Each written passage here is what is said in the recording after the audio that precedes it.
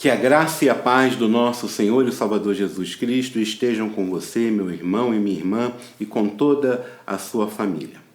Meus amados, apesar de toda essa situação de pandemia, apesar de toda essa situação de isolamento social, de afastamento da igreja física que temos vivido ultimamente, eu gostaria de, antes de entrarmos naquilo que Deus tem para os nossos corações no dia de hoje, eu gostaria de sugerir uma meia, se podemos dizer assim, meia desobediência civil para vocês. O que eu quero dizer com isso? Nós temos aí um decreto que diz que nós não podemos nos juntar em grande quantidade, em números, evitar aglomerações, coisas do tipo.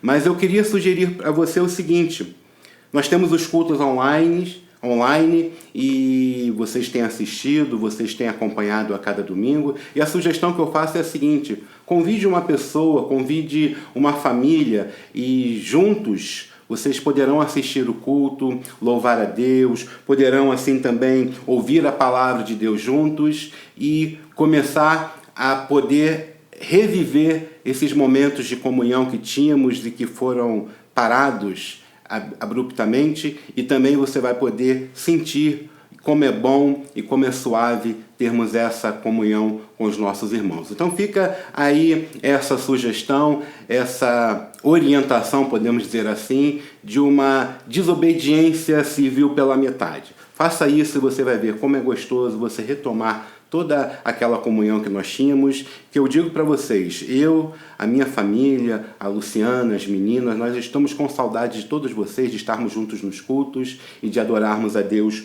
juntamente. Então fica essa sugestão com vocês, para vocês. Amados, mas hoje eu quero falar sobre o seguinte tema: razões para servirmos a Deus.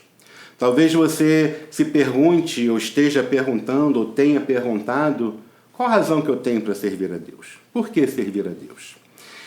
Mas antes de nós entrarmos e lermos o texto sobre o qual eu quero basear a mensagem de hoje, eu gostaria que você pensasse no seguinte, na pergunta que eu vou fazer.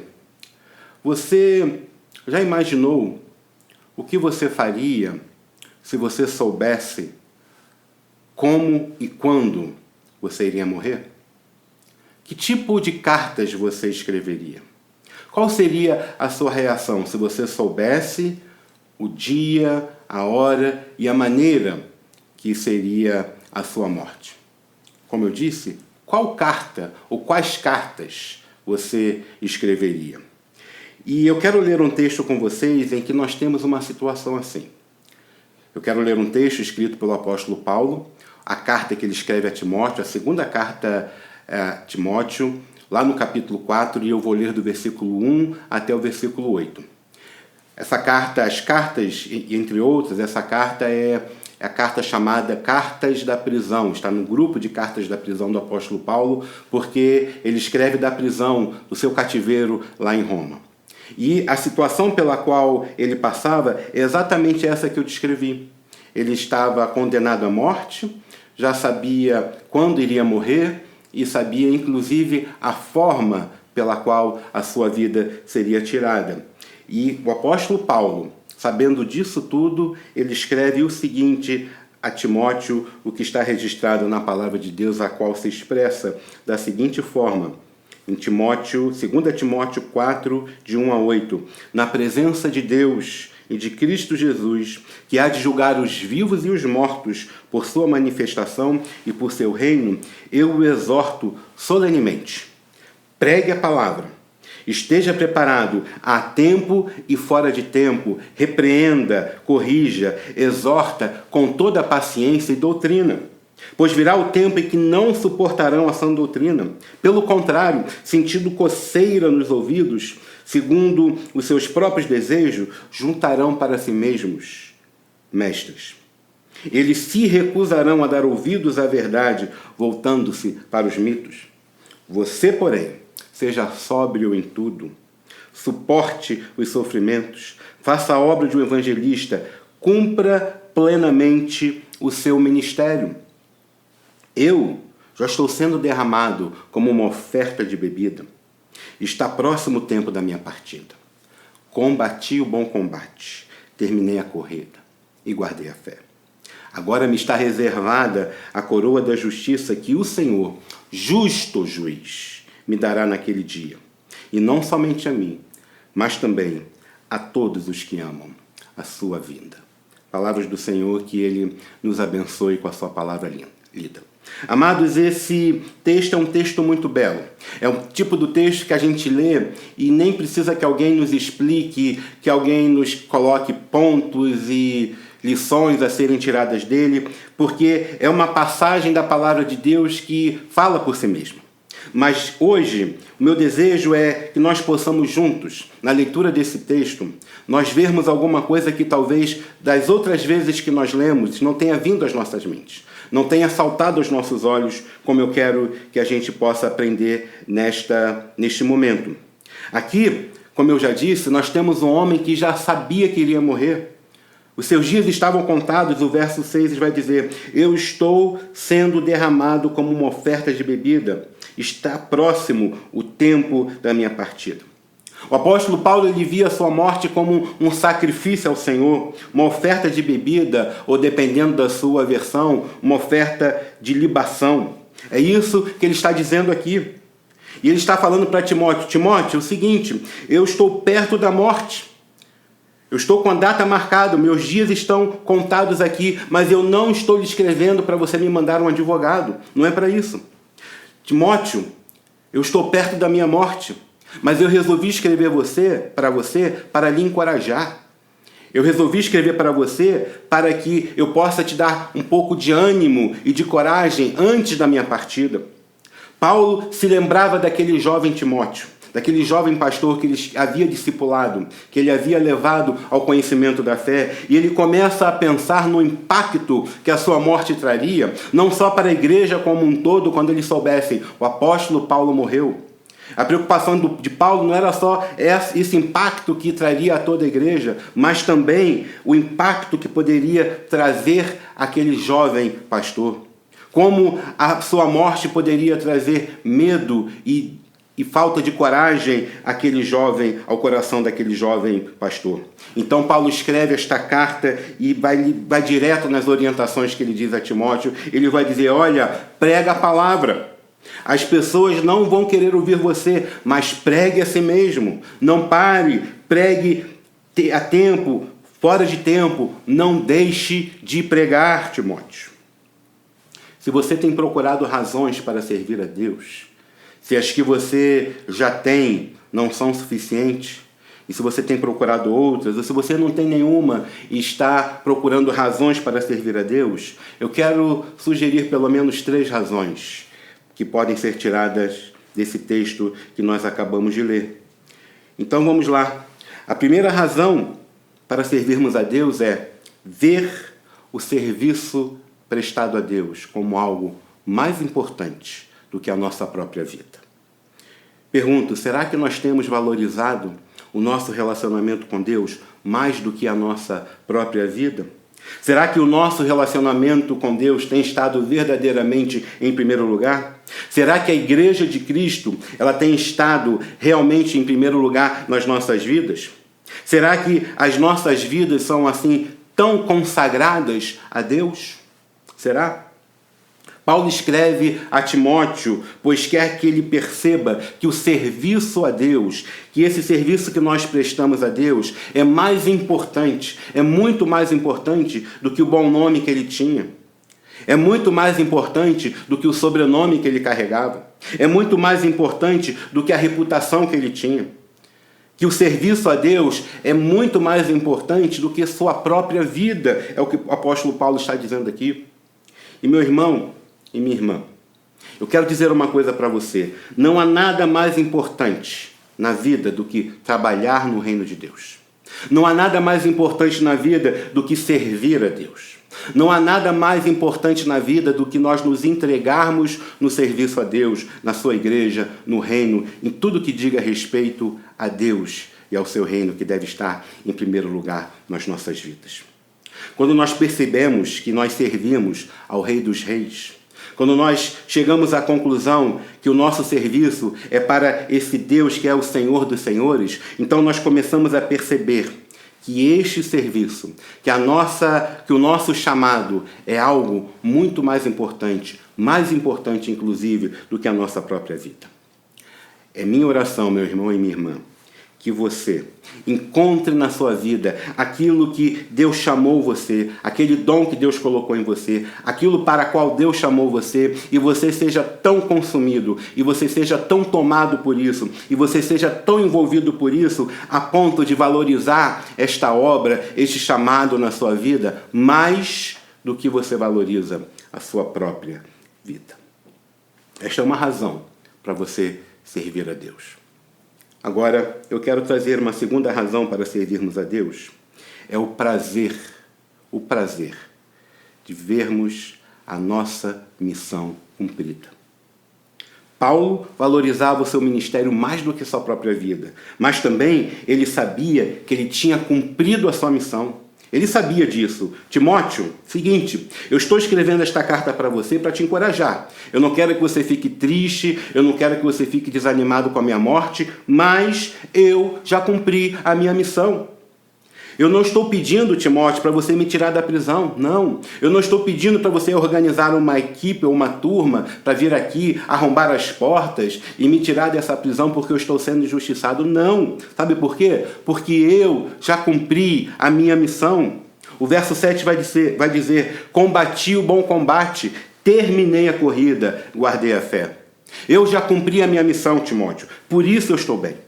Deus me chamou para cumprir a minha missão e eu cumpri a minha missão.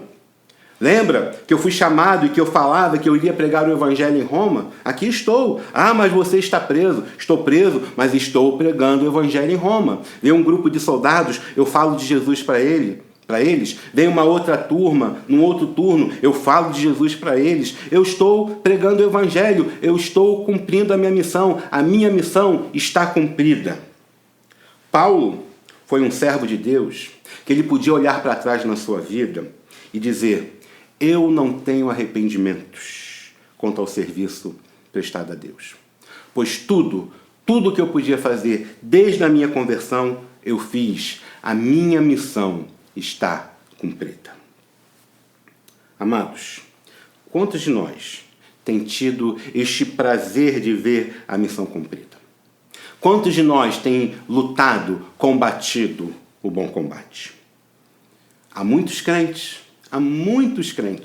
que gostam de estudar as técnicas da batalha, que gostam de estudar as estratégias da guerra na qual nós estamos envolvidos, mas não sabem combater. Sabe por quê? Porque não saem à luta. Com isto eu quero dizer que há muitos crentes que sabem muito de Bíblia, conhecem muito de Bíblia. Há muitos crentes que sabem muito de comunhão. Há muitos crentes que sabem muito da ajuda ao próximo, mas não colocam o seu conhecimento na prática, não fazem o menor esforço para melhorar o seu relacionamento com o próximo. Não se preocupam com seu irmão ou com a sua irmã que estão fazendo tudo na igreja sozinho. Sabem muita teoria, mas a prática é falha. É interessante que o apóstolo Tiago vai dizer que de conhecimento até os demônios estão cheios e temem, sabem que Deus é Deus e temem, mas eles não colocam nada disso em prática. Então só saber não adianta. Eu quero abrir aqui um parênteses e dizer que Paulo não só combateu o bom combate, ele guardou a fé também. Ele guardou a fé. Percebam, o apóstolo Paulo, no cumprimento da sua missão, o apóstolo Paulo pregando o evangelho, obedecendo a Deus, ele sofreu naufrágio. Ele foi surrado várias vezes. Ele foi injustiçado. Este homem foi muitas vezes injustiçado. E mesmo assim, o apóstolo Paulo guardou a sua fé. Será que temos agido assim? Ou temos murmurado, reclamado e parado diante do primeiro problema que aparece na nossa vida cristã? Olha, eu gosto muito do livro de Jó, especialmente no capítulo 2, do versículo 9 e 10. Muito. Eu gosto muito desses versículos e ao mesmo tempo também não gosto deles. Eu gosto por quê? Porque é um texto profundo. São versículos profundos, de grande significado. E eu não gosto por quê? Toda vez que eu leio esses versículos, eu levo uma surra espiritual. Percebam, aqui está Jó. Estilo de vida, foi, perdeu. Filhos, perdeu. Saúde, perdeu. Aí a gente chega no versículo 9 e no versículo 10 do capítulo 2, a mulher vai dizer para ele: você ainda mantém a sua integridade? Amaldiçoe a Deus e morra. E como é que Jó responde? Você fala como uma insensata, como uma louca. Aceitaremos o bem dado por Deus e não o mal? Em tudo isso Jó não pecou com os lábios. Amado, Jó foi o homem que sabia que Deus não lhe devia nada. Jó foi o homem que sabia que Deus não lhe devia explicações. Então, independente das circunstâncias, ele guardou a fé que tinha em Deus. Temos agido assim? Ou temos sido crianças mimadas? As coisas não acontecem da maneira que nós queremos, aí a gente fica de mal com Deus.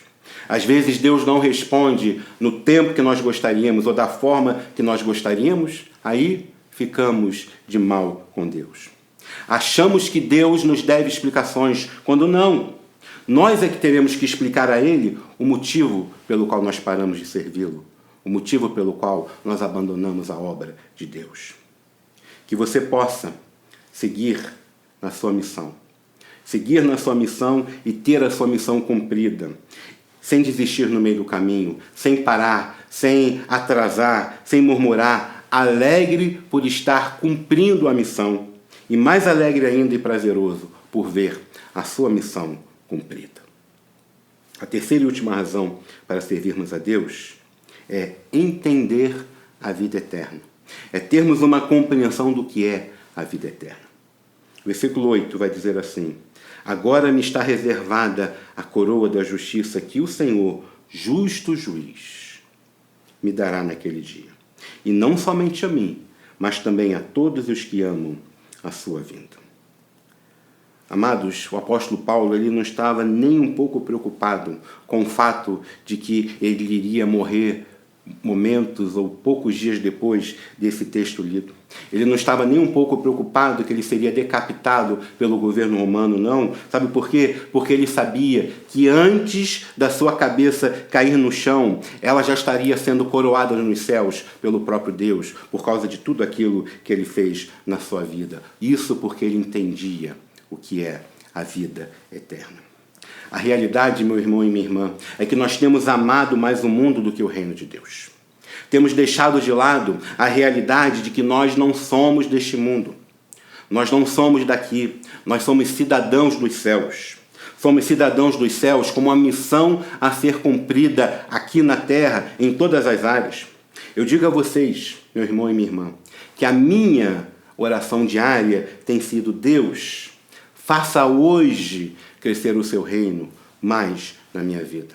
Senhor Deus, hoje ajuda-me a ver o céu como meu lar mais do que eu via ontem. Senhor Deus, ajuda-me hoje a amar mais o teu reino do que eu amava antes, para que eu possa chegar no fim da minha jornada, no fim da minha carreira, quando eu estiver face a face com a morte, para que eu possa dizer, no fim da minha jornada, combati o bom combate, cumpri a minha missão e guardei a minha fé. E agora já estou pronto para ir e receber a coroa que está reservada para mim, não só para mim, para todos aqueles que também amam a Deus. E que é a melhor coisa que pode acontecer na vida de qualquer pessoa. Isso é entender a vida eterna. Eu quero dizer uma coisa para vocês, ressaltar algo para vocês. Nós não pertencemos a este mundo. Nós estamos aqui de passagem, por pouco tempo. O nosso lar, a nossa casa, é o reino dos céus. E não há nada que se possa comparar com o que nós iremos experimentar quando nós estivermos face a face com o Senhor. Quando compreendermos isso, nós teremos então mais uma razão para servirmos a Deus. Você quer razões para servir a Deus? Então, veja o serviço a Deus como algo mais importante do que a sua própria vida. Também tenha o prazer de ver a sua missão cumprida. E, por fim, entenda a vida eterna. Compreenda que aqui não é o nosso lar. O nosso lar é o reino dos céus. E que assim seja, na sua vida, na minha vida e na vida da nossa igreja, para a honra e para a glória do santo nome do nosso Deus. Amém.